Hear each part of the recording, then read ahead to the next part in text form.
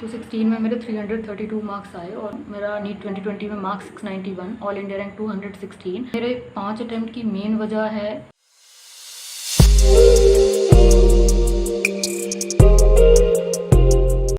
Hi everyone, welcome to my YouTube channel Ames Pioneer. I'm Arpana Kumari and this is first year student from Ames New Delhi. तो बहुत सारे आप में से बहुत सारे स्टूडेंट्स ने ऑलरेडी मेरा इंटरव्यू देखा होगा मेरे सीनियर्स के यूट्यूब चैनल पे, और भी एक दो यूट्यूब चैनल उन पे मैंने इंटरव्यू दिया है। तो जिनको नहीं पता है उनको भी मैं बता देती हूँ। मेरा नीट 2020 में मार्क्स 691, ऑल इंडिया रैंक 216। फिर मुझे एम्स न्यू दिल्ली अलॉट हुआ फर्स्ट काउंसलिंग में। तो मैं इस चैनल पे थोड़ा सा एलैबोरेटेड करके बताना चाहूँगी। तो मेरे 5 अटैम्प्ट की मेन वजह है कि मेरा यूपी बोर्ड था और हिंदी मीडियम था।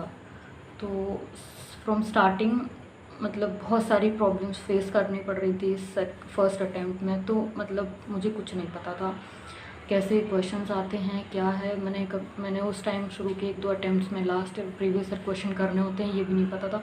छोटी सी कोचिंग ज्वाइन करी थी। अब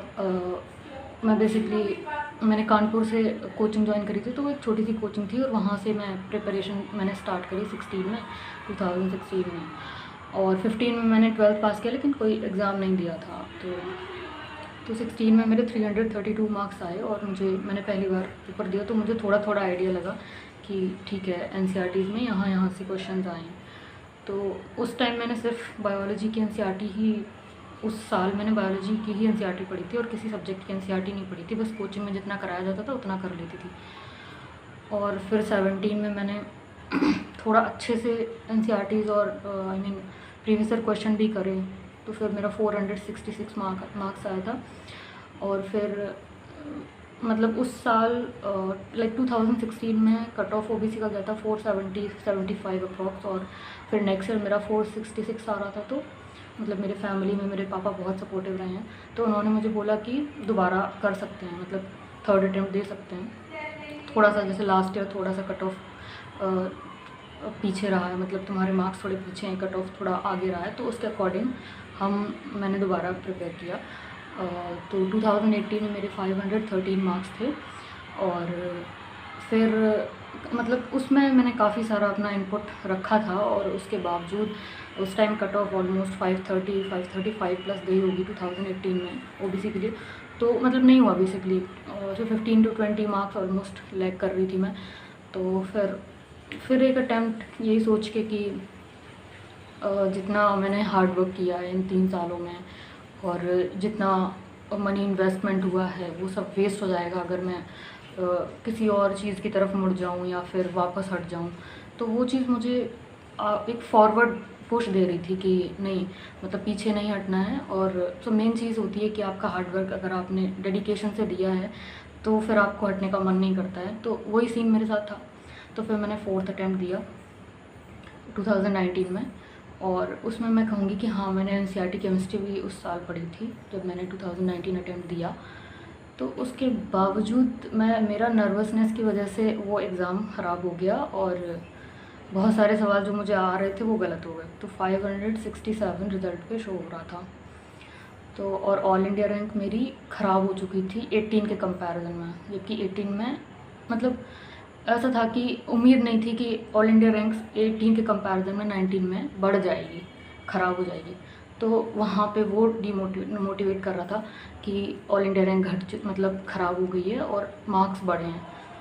तो फिर वो उस टाइम पे मुझे लग रहा था कि हाँ, अब स्टॉप करा जाए या नहीं, क्योंकि 4 अटैम्प्ट हो चुके हैं, बहुत सारा मैंने करके देख लिया। उस टाइम मुझे लगता था कि मैंने अपना 100% दिया है। तो जितने रिसोर्सेज मुझे प्रोवाइड थे जिस तरीके के, उसके अकॉर्डिंग मैंने अपना 100% दिया था। और हाँ, उसके बाद फिर मेरे पापा ने मुझे इनकरेज किया कि एक लास्ट अटैम्प्ट अच्छी कोचिंग से लेके देख लो, क्या पता शायद कोई कोचिंग में कोई कमी रह रही हो या कोई प्रॉब्लम तुम्हें लग रही हो। तो उस वजह से फिर मैंने एलन कोटा जाके एडमिशन लिया।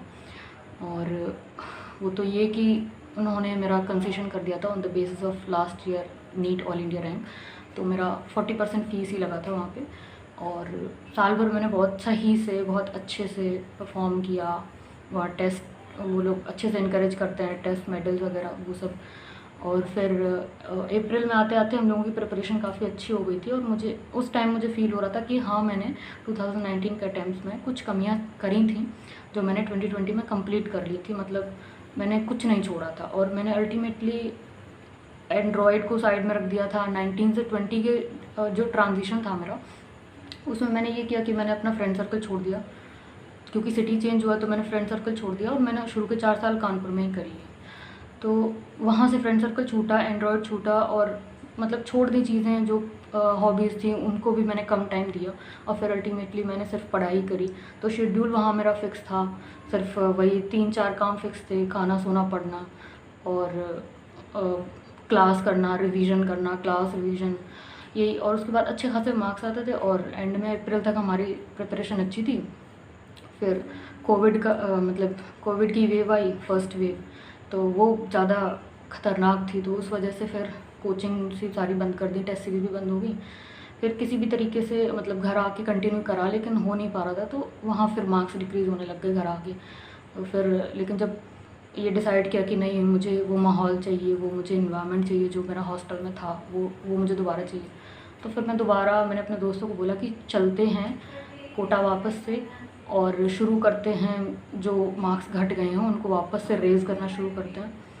तो मैं मतलब सारे फ्रेंड्स ऑलमोस्ट सब ने मना कर दिया कि कोविड में अलाउ नहीं कर रहे उनके पेरेंट्स। लेकिन मेरा ये था कि मैं बहुत परेशान थी, ऑलरेडी मेरा 5th अटैम्प्ट था, मैंने बहुत हार्ड वर्क किया था, और मैं ये रिस्क लेने को तैयार थी। मैंने सोच रखा था कि मैं हर हाल में मुझे इस साल निकालना है, चाहे उसके लिए मुझे कुछ भी करना पड़े, क्योंकि वो अल्टीमेट था। फिर उसके आगे फिर मेरे पास कोई ऑप्शन लिटरली नहीं था।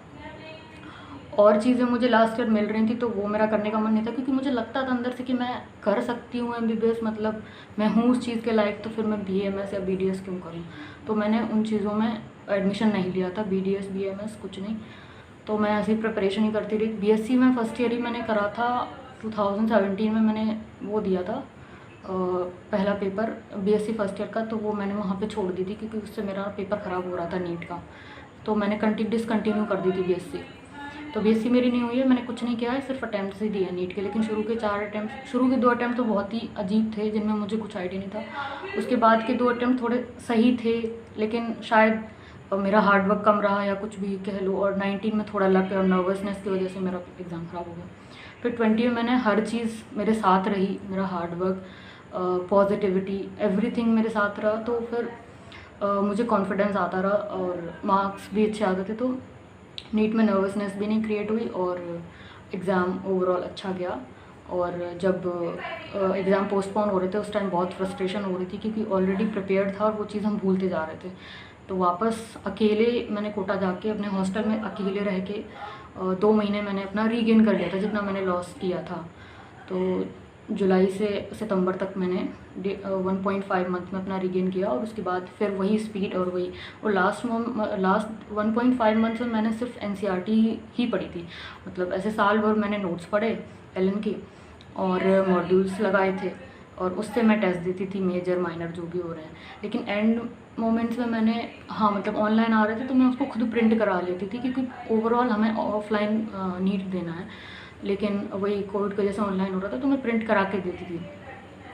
और फिर एग्ज़ाम मतलब अच्छा हुआ, क्योंकि मतलब मैंने सही कर लिया था। लास्ट के 2 महीनों में मैंने मेनली NCERT पे फोकस किया था, तो ये था कि पेपर वैसे भी NCERT बेस्ड ही होता है ऑलमोस्ट। तो मेरे मैक्सिमम क्वेश्चन सही हुए। केमिस्ट्री में 180 आउट ऑफ 180 है, बायो में 350 आउट ऑफ 360 है, और फिज़िक्स में 161 आउट ऑफ 180 है। तो ये था मेरा अभी तक का जर्नी। और इसमें मेरा एनालिसिस यही है कि मेरा मेन ड्रॉबैक ये कि मेरा बोर्ड और मीडियम दोनों रॉन्ग थे। तो क्योंकि मुझे आइडिया नहीं था एक्चुअली कि मुझे करना क्या है, इसलिए अदरवाइज़ मैं CBSE बोर्ड इंग्लिश मीडियम को ही चूज़ करती ऑफ कोर्स। तो विलेज में स्कूल था, और विलेज में ही होम है मेरा, तो सूटेबल कंडीशंस भी नहीं थी। और फिर रिज़ल्ट आया, तो रिज़ल्ट में एक्सपेक्टेड ही शो हुआ। एक्सपेक्टेड था 691, और वही शो हुआ। तो मार्क्स भी डिक्रीज़ नहीं हुए, और प्रॉपर रिज़ल्ट आया। और फिर अलॉटमेंट में ये था कि एक्सपेक्टेड नहीं था कि एम्स न्यू दिल्ली अलॉट हो जाएगा, लेकिन वही ओबीसी और जनरल सीट्स का रहता है, तो उसकी वजह से अलॉट हो गई, पहले काउंसलिंग में सीट अलॉट हो गई। तो वो सीन काफ़ी डिफरेंट रहा। पहले की सिचुएशंस इतनी ख़राब थी कि लगातार 4 अटेम्प्ट्स में जब आपको हार मिलती है तो बहुत सारे लोग ताना कसते हैं और बातें करते हैं, और फिर लोग साथ देना छोड़ देते हैं, मतलब अपने लोग भी साथ देना छोड़ देते हैं। लेकिन जब सिलेक्शन हुआ और एम्स न्यू दिल्ली अलॉट हुआ, तो उसके बाद के सीन इतने अलग हैं, इतने ज़्यादा अलग हैं कि ये तो लगता है कि हाँ, इम्पॉसिबल वाली चीज़ें अब पॉसिबल हो गई हैं। तो ऐसा होता है, मतलब तो मैं यही बोलूँगी मैक्सिमम एस्पिरेंट से कि अपना मोमेंटम लूज़ नहीं करें किसी भी हाल में, और लास्ट के जो भी 1 या 1.5 महीना बच रहा है उसमें प्लीज़ आप एनसीईआरटी से मत हटिए और उसी पे फोकस करते रहिए। और प्रीवियस ईयर क्वेश्चंस भी लगा लीजिए अगर आपके पास टाइम बचता है तो। और ज़्यादा मतलब ज़्यादा इधर उधर बुक्स में मत पढ़िए। बहुत सारे बच्चे इधर उधर की बुक्स में पढ़े रहते हैं, तो मैं कहूँगी कि आप मेनली एनसीईआरटीज़ करिए। उसके बाद आप कोई एक अपनी कोचिंग का, जो भी आप जहाँ भी इनरोल हैं, उसका मटेरियल करिए। फिक्स रहिए, आप तरह तरह के सोर्सेज पे मत डिपेंड रहिए, मत भागिए कि आपको 4 तरीके की चीज़ें करने को मिल जाएँ।